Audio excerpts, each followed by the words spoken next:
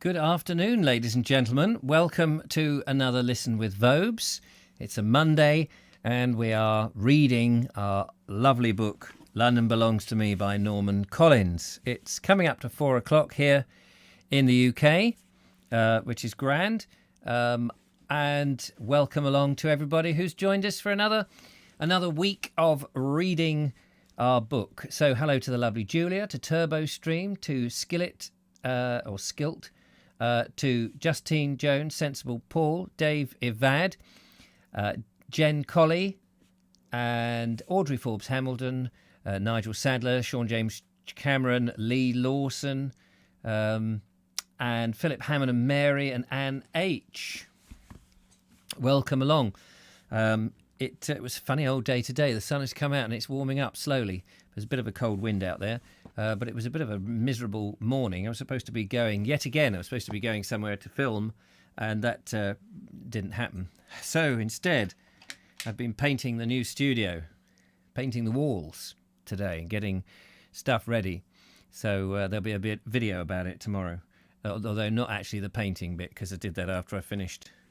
Didn't want to get paint on my camera. Anyway, hope you're well. It's nice to see you all. I use a mobile Sensible. Marvellous. Very pleased to hear it. So, we are reading our book, are we not? We are. And we are over halfway now, sadly, on chapter 43. So, just been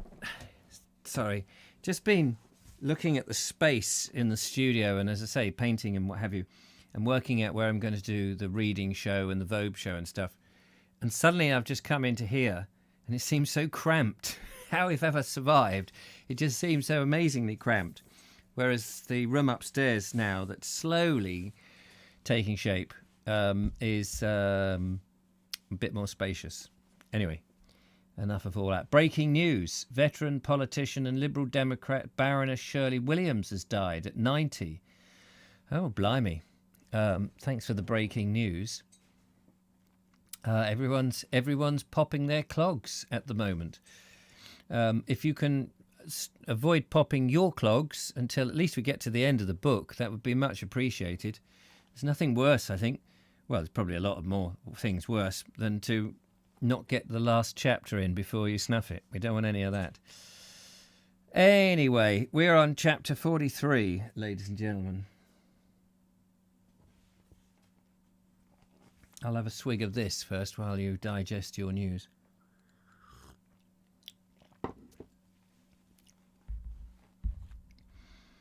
They'd known for a long time, for 20 years, 21 years in fact, that the Doris's 21st birthday was coming. Well, you would, wouldn't you, I suppose? You would know that. Can you hear me all right? Are we all right on the microphone? Coming in loud and clear. Maybe not loud enough. Bit louder. But somehow, when it came, they weren't ready for it, or at least it wasn't what they'd expected. After the engagement, it was an anticlimax, and there was so much else in the air. Percy's trial, and troops moving on the frontier, and gas mask inspections, that they'd not really got down to the serious business of presents, not until the last minute, that is. All the same, the birthday party was a success. There was only one thing that spoilt it, and that was the unfortunate remark that someone made.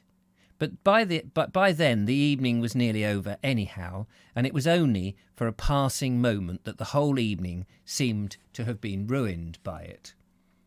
Admittedly, so far as Bill was concerned, the birthday had come at the worst possible moment. He'd been taking Doris out on a good deal lately, nearly every night in fact, and it had all been steadily eating up money in a quiet, unspectacular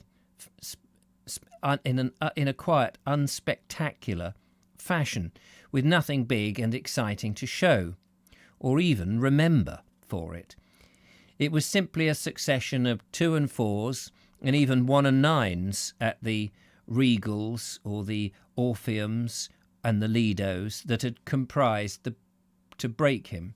What was more, he didn't feel like asking his father for a special loan at the moment. The last time he had written, the time after asking for money for the ring, the old man hadn't shown himself particularly understanding. All that Bill had got was a long rambling letter promising a practice of his own one day, complaining of income tax at 5 shillings and sixpence in the pound, and enclosing 3 £1 notes. It was the £3 that hurt. 5 was what he'd expected, and felt as though he had been docked somehow from the outstanding 2. There is, moreover, something magical about 5, which is entirely lacking from the sum of 3. 3, though generous in the circumstances, had all the elements of meanness about it. But somehow the £3 notes had gone long. But somehow the £3 notes had gone long ago. For all the good that they had done him, his father might as well have posted them straight off to the Regal or the Orpheum direct. As for himself, he was high and dry. By the time he paid for his room, he had 22 and sixpence all week. By the time he'd paid for his room, he had 22 and sixpence a week all told, and that wasn't a lot of money when it came to evenings for 2. He had, as a matter of fact, been pretty badly depressed about himself lately. Being in love had something to do with it, but not all. He'd carefully taken stock of himself and had decided that he was a failure. Nothing dramatic or sensational, not a wrecked life, no morphine, no gambling, no mysterious woman. Just a large, easygoing failure of 25 with no qualifications and no prospects. He'd even given up looking forward to the results of the finals because he was so perfectly sure of what those results would be. And rather than wait for a slap in the eye from the bursar, he decided to do something about it now. That was why he got out his suitcase, packed it with textbooks, and took it down to Lewis in Gower Street. They are good people in Lewis, a kind of dignified medical faculty with commercial bookselling as a sideline. Like the serious-minded academics beings that they are, they care for second-hand books almost as much as new ones, and they bought the whole suitcase without argument. Then, with £5 10 shillings in his pocket, Bill went straight along to Oxford Street and bought Doris a wristwatch for 4 guineas. It was a nice little thing in chromium, about the size of a small trouser button, and life began again for Bill from the moment that he'd bought it. He spent another 5 shillings on a dozen roses, and armed with the 2 birthday presents, he set off to meet Doris with all his self-respect restored. I'm just pausing there for a moment, because whilst things are in chromium, you never hear, I mean, they might say it's chrome, but we never hear that expression that things are made in chromium, do we, anymore? It's very old-fashioned. Am I right? Or is it just that it's passed me by?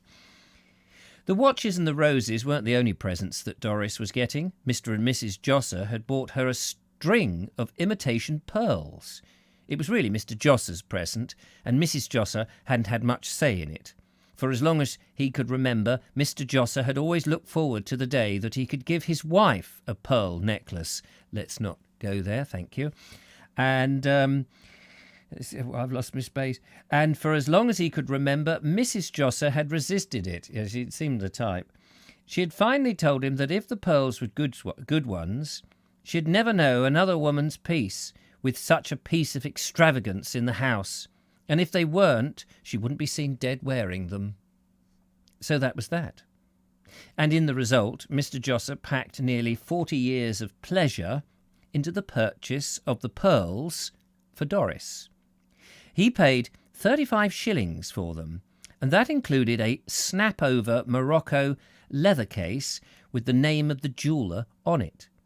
Every time he took the pearls out and looked at them, Mr. Josser became a reflective and philosophic man. His feelings as a father were all mixed up with his emotions as a husband, and he found himself going back over the years in a great flood tide of sentiment. Doris looked at times very much like her mother had once looked, and Mr. Josser derived a lot of simple satisfaction from the fact.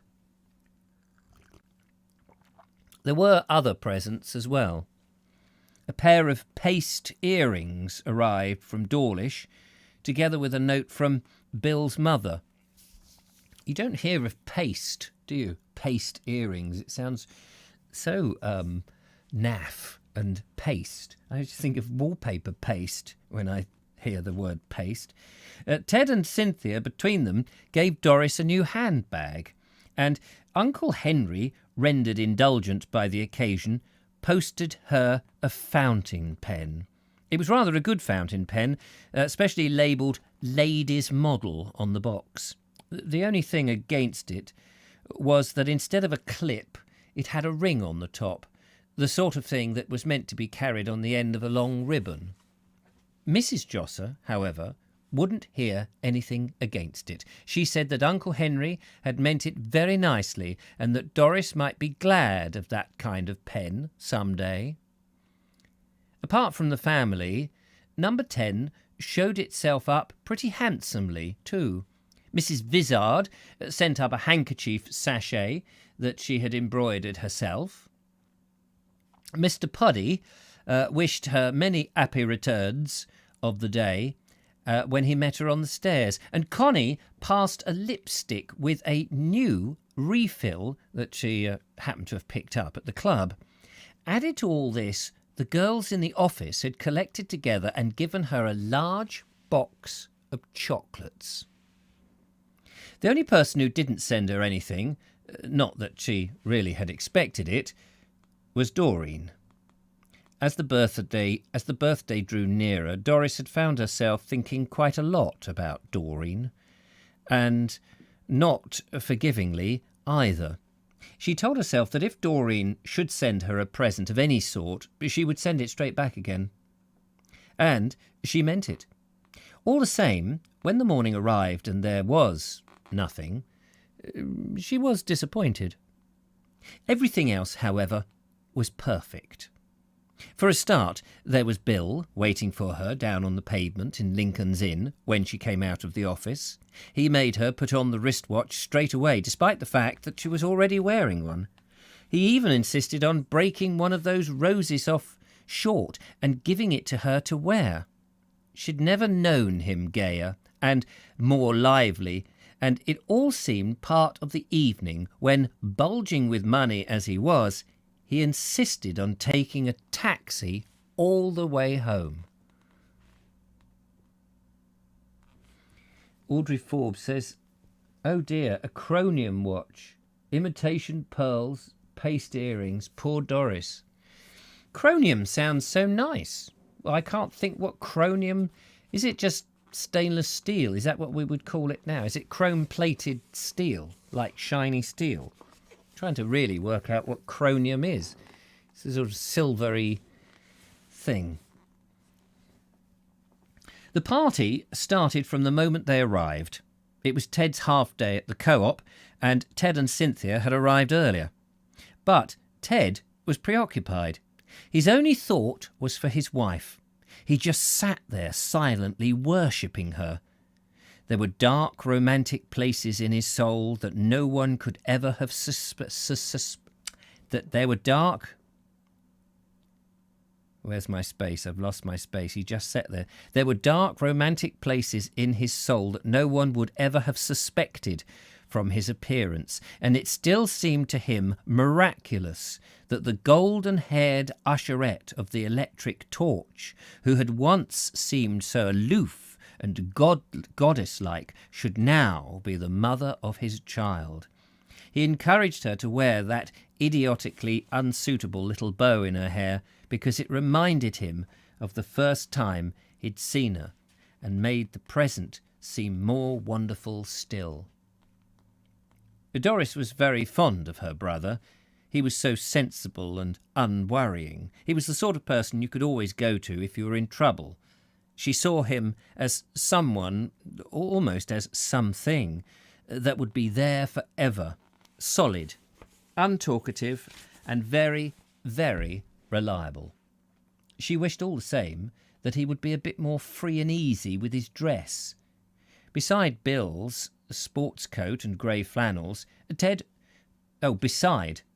Bill's sports coat and grey flannel, Ted always looked so frighteningly formal and unrelaxed. It was the black coat and striped trousers and stiff collar that did it, and it was even worse when he wore his bowler hat as well. But it would have made no difference even if she'd spoken to him about it. He knew what he was up to. The cooperative movement is a steady-growing, unflashy affair with a non-conformist tradition and no thrills in it. And Ted dressed carefully to match. When they sat down at the table, Mr. Josser, who seemed rather quiet and preoccupied at first, sprang his little surprise on them. He had bought a bottle of South African sherry-type wine, and they all had a glass. It was good strong stuff with the sun-baked heat of the veldt in it, and it rather took your breath away if you weren't prepared for it. Cynthia choked, and even Bill said, "Ah," when he had a mouthful. But it was just the stuff to set the evening going. Within 5 minutes, they were all chattering like natives. The only thing was that the conversation took a wrong turn from the start. When Bill's glass had been filled for the second time, he insisted on drinking toasts. And one of those toasts were, to the cottage in the country, to the honeysuckle over the door. It seemed an innocent enough sort of thing to say, because he and Mr. Josser had spent a lot of time talking about cottages. By now he knew almost as much about the sort of cottage that Mr. Josser wanted as Mr. Josser did himself, and when he said it, Mrs. Josser raised her glass at once and looked affectionately across in Mr. Josser's direction. "Have you found anything yet?" Ted went on.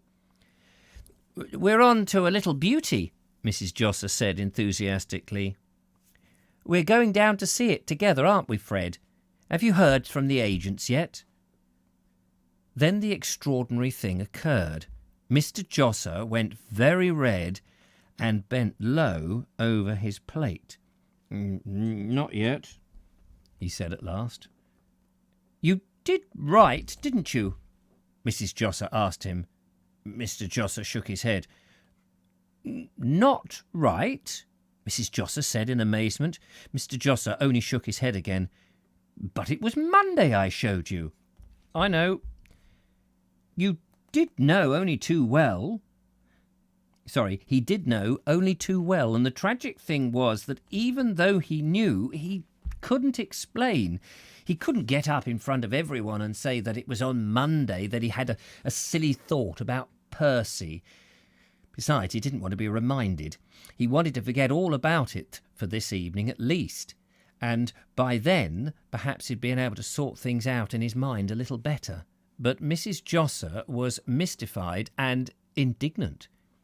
"It's a downright shame," she said. "That's what it is. It was on the bus route and everything, and now somebody else has probably got it. I always said you didn't get after things." It was only the fact that they had finished the veal and ham pie and were now waiting for the fruit salad that interrupted her. She got up angrily and began clearing away. It didn't help things that Mr. Josser was angry with himself as well. The meal brightened up again, however, with the fruit salad. It was very brightened up. It was very nearly brightened up too much, in fact. There was apparently only one thing that Bill and Ted had in common, and that was usherettes. Bill had made a dead set on Cynthia right from the start, even though it was Doris's birthday. He'd even showed her how to drink water out of the wrong side of the glass as to cure hiccups. And Cynthia, like the silly thing that she was, of course, responded. She had made quite a mess of the tablecloth before Mrs. Josser put a stop to it. But Mr. Josser was relieved by the distraction. Even a little tension and unpleasantness between Bill and Mrs. Josser was preferable than to talking about cottages. And though he didn't know it, there was another distraction on its way. It was Connie. She had been timing things to the minute, fitting in a social call before she had to go along to the nightclub. She would have liked to have come down earlier, but how could she? She wasn't invited. All that she could do was to pay an unexpected, fleeting visit and stop on. So she tiptoed down and stood at the door, listening. Then, with the look of surprise already on her face, she knocked on the door and peeped inside. "My, I'm sorry," she said. I didn't know there was a party. I only looked in to see how Doris liked her lipstick." Doris looked up. "Oh, Connie, it's simply lovely," she said. "Thank you so much." Connie remained hanging in the doorway. "Oh, what a relief," she exclaimed. "I was afraid about the colour. I thought perhaps it was too... She had succeeded in disengaging herself from Doris and catching Cynthia's eye. "Oh, and how's the little baby?" she asked. "She's getting to be quite big girl now, isn't she?" Then it was Bill she managed to fasten on too. "So your young lady's grown up at last," she observed. And turning to Mrs. Josser, she added, "You'll have to look out now. You'll never know what may happen." There was a silence when she had finished, and Connie thought for a moment that she'd lost, that they weren't going to invite her to join them. It looked as though Connie, sixpence out of pocket over the refill, would simply have to make her way to the nightclub solitary and uncheered. But it was Mr. Josser who rescued her. "Why don't you come in for a minute?" he asked. "We've just finished." Connie paused. "Well, I really don't know if I should," she answered, closing the door behind her and going over to one of the vacant chairs. "But just to drink Doris's health, as it were." It was Bill who helped her over the next stage. He winked across at Mr. Josser. "But you haven't got any drink in it," he said. Mrs. Josser looked at him hard. She was still annoyed with Bill because of his piece of silliness about water drinking, and this open hospitality to Connie, coming on top of Mr. Josser's indiscretion in having invited her in, was intolerable. But without being openly rude, there was nothing she could do about it. "Pour her out a drink, Fred," was all she said. "Well, I didn't expect this. I certainly didn't," Connie replied, exultantly. She raised the glass gaily to her lips and smiled across at Doris. And then something happened that even afterwards Connie couldn't excuse herself, much less explain. It was simply that a little trigger in her mind ticked over, and she remembered an earlier evening in the same room when Percy and his mother had been there too. The rest just followed naturally. "To absent friends," she said. She tried, of course, to laugh it off, but the laugh wouldn't come. Not naturally, at least, and no one else laughed at all. From the silence, the perfectly horrid silence, it was obvious that everyone knew exactly whom she meant. There was nothing for it, therefore, but to drink up and get off. Within 5 minutes of going down, she was back upstairs and putting on her hat. She stood in the centre of the room, looking round at the bleakness of it. "You're getting old, Connie," she said. "You've lost your touch. You're breaking up."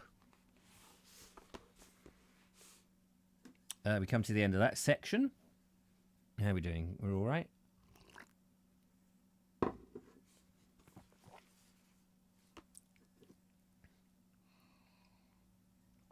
I'm drinking a bit of ginger and lemon again, which is always a lovely little mixture when you're reading, I've found.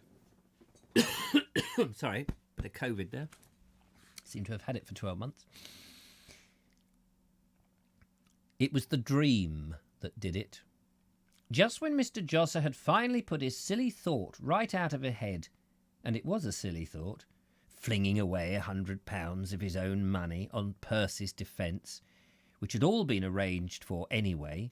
He had to go and have a dream about Percy. And, as it turned out, it was a very expensive, almost crippling sort of dream. Not that it was a nightmare or anything grisly, but it woke Mr. Josser up, and afterwards he was awake. He couldn't get off to sleep again.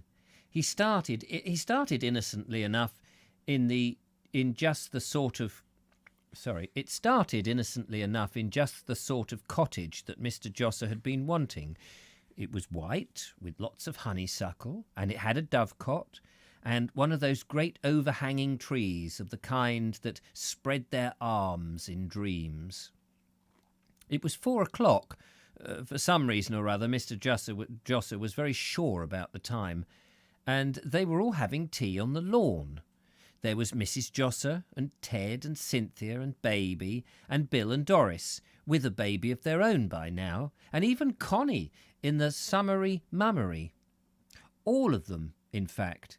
There was lettuce for tea, and some freshly made rock cakes, and there were wasps around the jam. Altogether, it was a perfect garden tea in the summer. Perfect, except for one thing, that is, and that one thing was Percy. He was walking round and round the cottage outside the thick-set hedge that marked the limits of the garden. In places where the hedge was high, they could only see his head, or his head and shoulders. In other places they could see nearly all of him. He was wearing his light check suit and pale grey hat, and he was smoking. The cigarette hung out of his mouth as it always did, almost as though it were on a hinge. All the time Percy was walking round, he was looking at them as though he wanted to say something, as though he wanted to join them, but not saying anything, not attempting to lift the latch off the little wicket gate and come to them. Finally, it was Connie who said what they were all thinking, and she said it in between bits of rock cake. "He'll feel better when he's been dead a little longer," she remarked. "Naturally, he feels a bit strange at first. He hasn't got any other friends, and probably nobody's told him that we aren't expected to take any notice of him, not after he's been hanged." Mr. Josser woke up with a jerk. Better when he's been dead a bit longer. Not expected to take any notice of him, he kept repeating, until Mrs. Josser woke up too and asked him why he was muttering. At breakfast there was only one letter for Mr. Josser, and that was a bill from the caterer for Percy's prison meals. Judging from the size of it too, Percy must have got his appetite back. It was the biggest bill yet, 3 and 6pence more than last week, and, studying it in detail, Mr. Josser saw why. Percy had been having puddings. They must have been Percy's own idea, the puddings, because Mr. Josser hadn't said anything about them. The sight of the bill temporarily banished the memory of the dream, and at the sight of £1 2 and 6pence that he would have to pay, Mr. Josser grew angry. It was £1 2 and 6pence that he should have been spending on his own family, and apparently there was no end to it. He had paid 5 weeks of bills already, and still the trial didn't look like coming any nearer. Mr. Josser felt that he'd had enough. Mrs. Josser glanced across at him for a moment. "It ought to be the government that pays, not Clarice," was what she said. Mr. Josser didn't attempt to explain. He hadn't done so earlier, and it seemed a bit late now. The amount of the bill was still rankling inside him when he set out on his rounds to go rent collecting. The amount of the bill and the dream, particularly the dream, for some reason had come back clearer than ever, and this annoyed him. Because in the ordinary way he rather enjoyed getting on with his own private thoughts while on the building society's business, Mr. Josser was the only one who knew how his little mind was really at work. While one part of him was padding from doorstep to doorstep, picking up 7 and 6s and 10 shillings, the other part, the more important part, was training wisteria up the sides of the little fat thatched cottage, or holding a warm brown egg in his hands and admiring the chicken that had just laid it. But now, because of the dream, all that was impossible. He kept remembering very plainly how things were. If he had the cottage, Mr. Barks couldn't have the extra £100. And if Mr. Barks didn't have the extra 100, Percy was as good as done for. It knocked all the fun and sparkle out of the cottage, thinking about it like that. It didn't seem fair to have his cottage spoiled for him in this way before he'd even got into it. It just didn't seem fair, especially not now when Mrs. Josser was so keen on it too. It didn't seem right. In the result, Mr. Josser was sharper, more brisk than he'd ever been. He simply pocketed the half-crowns and sixpences, scribbled his initials in the right-hand column, and went away again. He didn't even stop to ask people, whom he knew perfectly well, who were ill.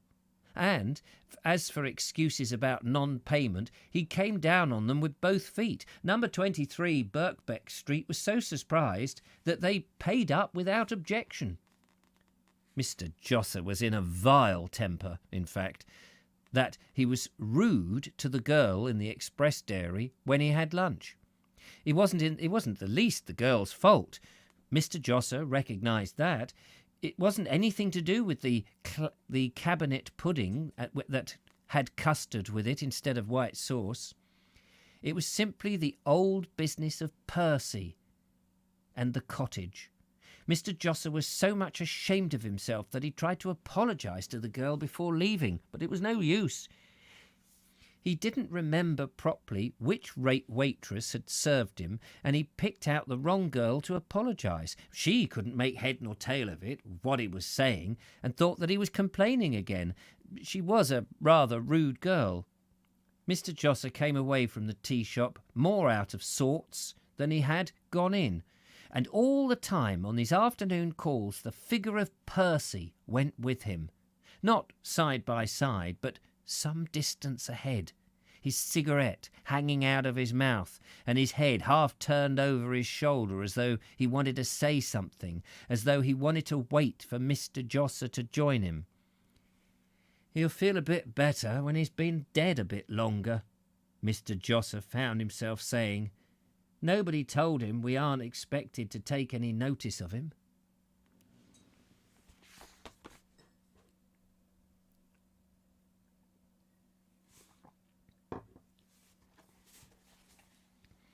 Taken together, it was Mr. Puddy's bad week. First, the collapse of his store cupboard, and now a sharp difference with his employers. As a result, they parted. It hadn't been any of Mr. Puddy's choosing, and he was, frankly, sorry about having to go. But there was a point of principle at stake, and, from the way they had put it to him, there was nothing for it but to resign. It all began over the matter of a few boxes. They were empties, admittedly, but in size and awkwardness they were crates. They had a habit of turning up on a van just after the works had closed for the night and Mr. Puddy had taken over. On the first 2 occasions, the foreman had put it to Mr. Puddy as a favour he should shift the boxes so that the workpeople wouldn't fall over them the next morning. So, as a favour, Mr. Puddy had agreed. Only as a favour. But it soon became apparent that the thing was going to be kept to be a pretty serious imposition.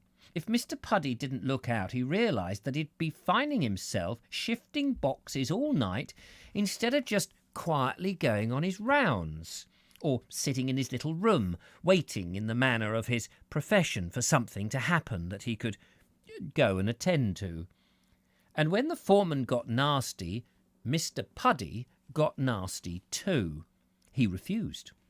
So the whole matter was referred to the manager, and that didn't do Mr. Puddy any good. The manager was a rough, unpolished sort of man who said that for the better part of 30 years he wondered what night watchman did to keep awake, and suggested that a little bit of lifting and carrying would be a good thing for Mr. Puddy's figure. Well, that was too much for Mr. Puddy. He said that two people could be personal if one started it, only he didn't propose to make himself the other one. He also said that if the firm wanted heavy labourer to work through the night, they ought to advertise for him instead of trying to get the work done on the cheap by someone who's engaged for something else. In keeping dignity on his side, and declining to bandy so much as one further word with the foreman, Mr. Puddy just walked out. It made all the 17th difference. It made all the 17th different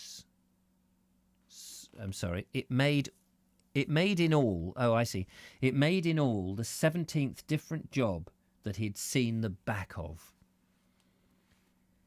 Not that there was any real cause for despair, only for a sort of general depression.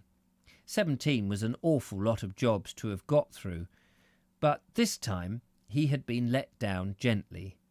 Just opposite the gate was the warehouse of the United Empire Tea Company. There was a little frame hanging up beside the front door announcing vacancies. One of those vacancies was for a night watchman. Within 1 hour of resigning, on principle, remember, Mr. Puddy was fixed up with a new job. The pay wasn't quite so good. It was 5 shillings a week less, in fact. But there were compensations.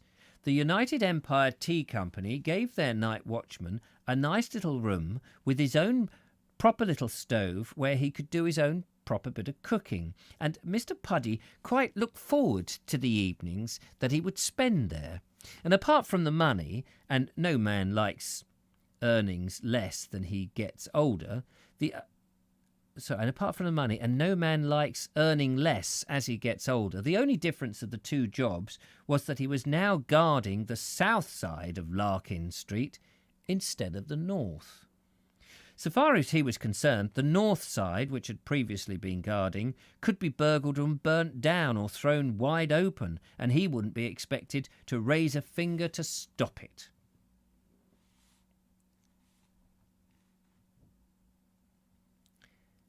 There was a man coming down the steps of Mr. Bark's office block.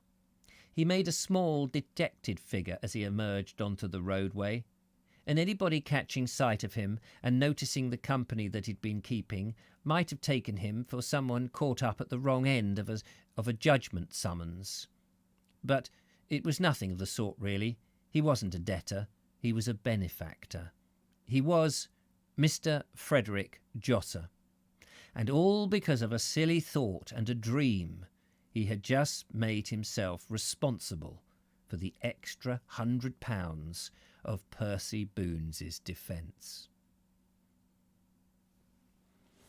And we are on chapter 44. We'll be coming up to the court scene soon, won't we? How are we all doing? Everybody okay?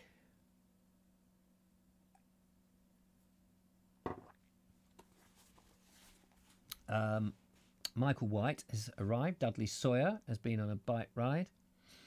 Anne H. and Alison O'Brien. Nice to see you. Chapter 44. Connie had got 2 gas masks.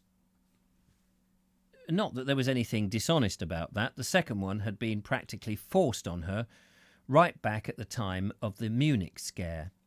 Simply because her head was so small, she had been asked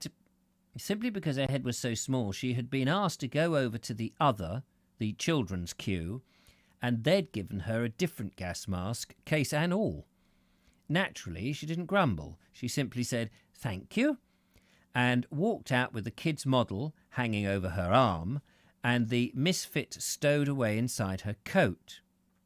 The little straps and all that beautiful rubber still looked as though they might come in useful for something. She had taken a lot of care with the one that really fitted her. She had put mothballs into it. That was why every time she tried it on, she nearly choked. But it was worth it. She didn't intend to find the mask just full of holes when she needed it. It was time to try it out again tonight, and she put it on the table for an airing.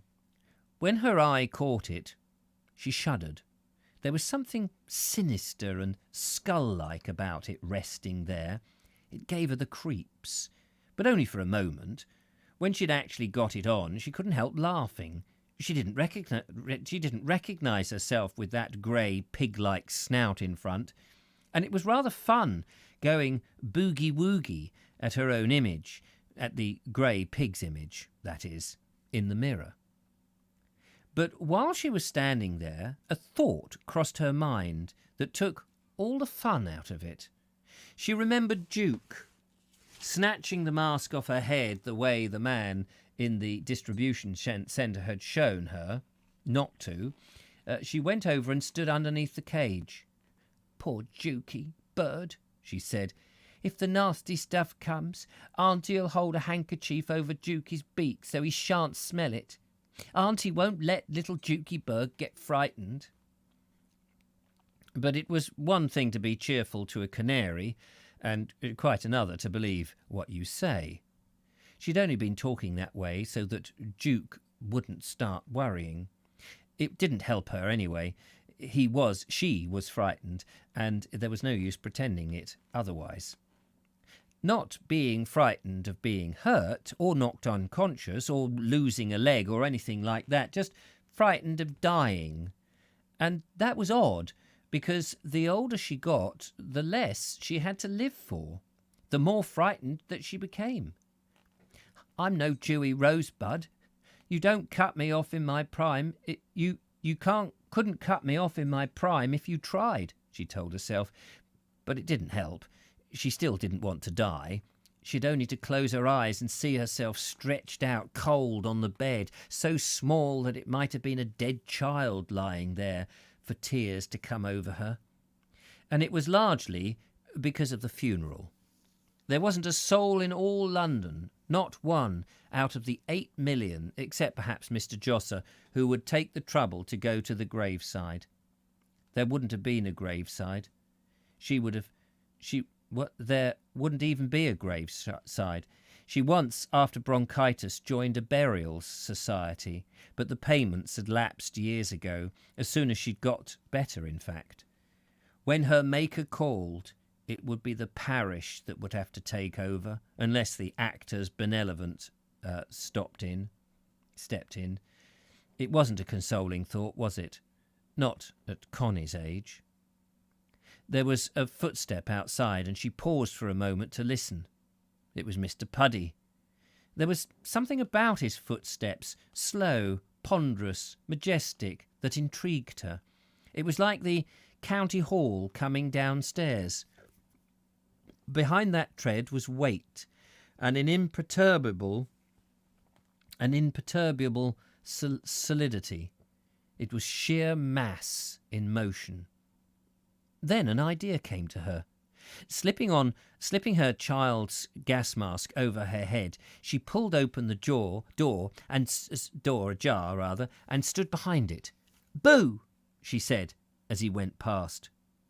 She hadn't forgotten that he had accused her face to face, as it were, of trying to steal his sugar at a time when the cupboard fell, and she'd been looking forward to getting her own back on him.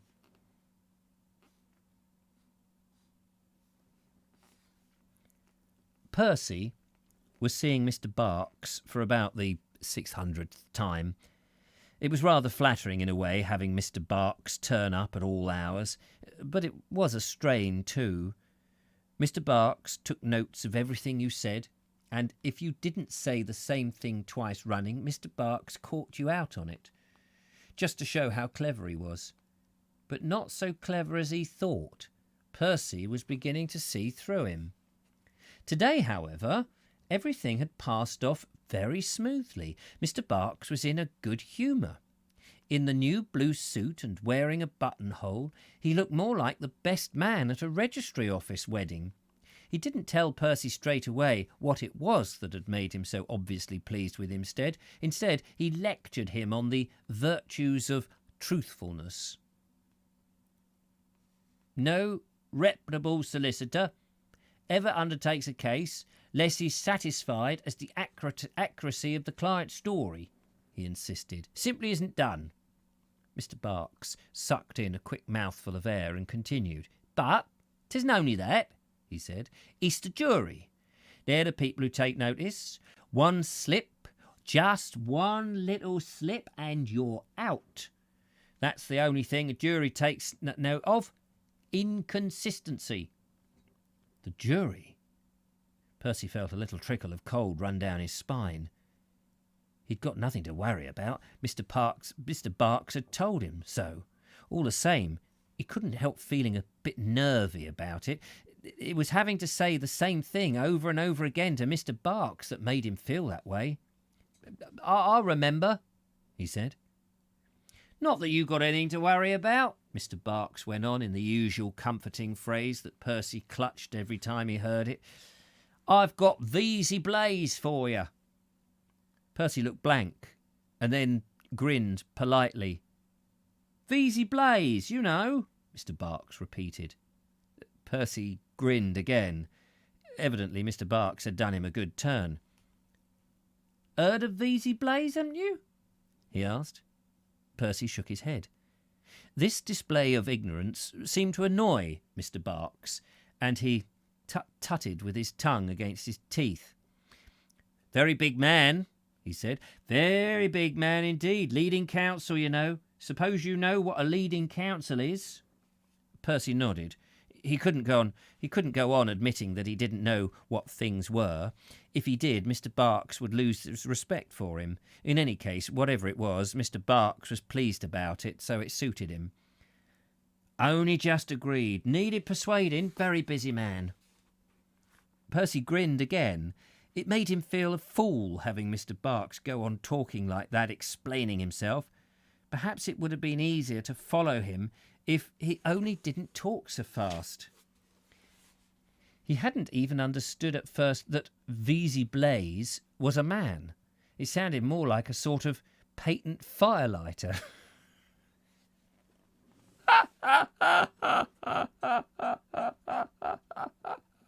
Oh, that's hilarious.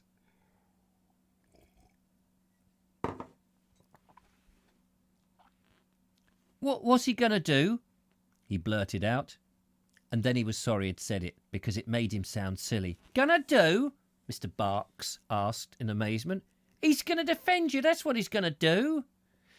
A doubt came into Percy's mind, and that unsettled nerve feeling returned to his stomach. Do you mean you're chucking it in? He asked. Chucking it in? Mr. Barks repeated. I'm instructing him. OK, Percy said. I'll get you. Mr. Barks, however, could see that he hadn't got him. He was just getting ready to leave, but he stayed long enough to give his client a short course in criminal law. Small cases, police court stuff, said Mr. Barks, dismissing 9/10 of his practice with a wave of his hand. A solicitor appears in person. County court takes your choice. Sometimes one county... Sorry, let me do that again. Small cases, police court stuff, said Mr. Barks, dismissing 9/10 of his practice with a wave of his hand. Solicitor appears in person. County court, take your choice. Sometimes one thing, sometimes t'other. High court and central criminal court, quite different. Solicitor doesn't appear at all. Not allowed. Wouldn't be proper. Only counsel. Percy tried to get the blank look off his face. Things were getting clearer. Is this the man you said... Is the man you said just now the judge? He asked. But Mr. Barks was too much engrossed in trying to make two flaps of his briefcase come together to explain any further. You'll find out soon enough, he said. You'll find out. May want to come here, may not. Very busy man. Trial's not far off, you know. Won't have to wait long now. Mr. Barks tapped out loudly on the cell door with the cap of his fountain pen, and the warder came along and let him out. In the half-open doorway, Mr. Barks turned and looked back again. "Don't worry," he said, "and try to remember about the catch on the door, on the car door. If it was loose, you remembered it. Sorry, if it was loose, you'd remember it. In a case like this, everything's important. Try to remember next time I see you. Don't worry." And Mr. Barks was gone. Try to remember. That's the one thing you can't try to do. Either you remember or you don't. You just can't sit down and start remembering things that you've forgotten. It doesn't make sense. Of course, if Mr. Barks wanted the car door to be loose, he could have it that way. Percy didn't mind. Mr. Barks could have the bloody thing clean off its hinges as far as Percy was concerned. And so could the man Mr. Barks had said. Mr. Barks had just been through the last of the locked doors, and he had given the curt but friendly parting nod with which a prosperous solicitor salutes a policeman. With his black Homburg hat tilted a little to the back of his head because the weather was hot, he looked a pleasant, robust sort of figure in the shabby surroundings of the prison. He was strumping along, his shiny shoes twinkling. "Elementary education," he was saying to himself. "Elementary education. What does the taxpayer get for it? What does anyone get? What do the teachers do with themselves? Look at Boone. Left school at 14 and never heard of Vesey Blaze.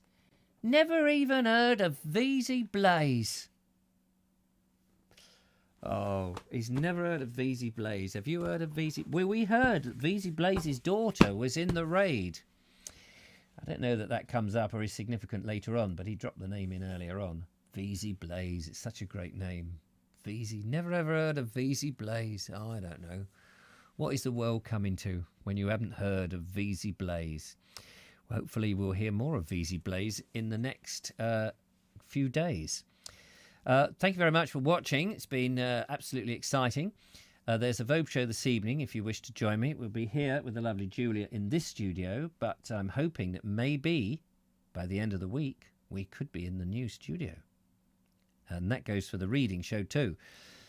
It does depend on the weather. If we have nice weather, we didn't have nice weather this morning, but if we have nice weather in the morning, I feel duty-bound to go out and do a walk and make a video outside. But if we have miserable weather, I shall crack on with the studio renovation. Anyway, in the meantime, go and look up who Vesey Blaze is. I can't understand it. What kind of an education have you had? Never even heard of Vesey Blaze. It's outrageous.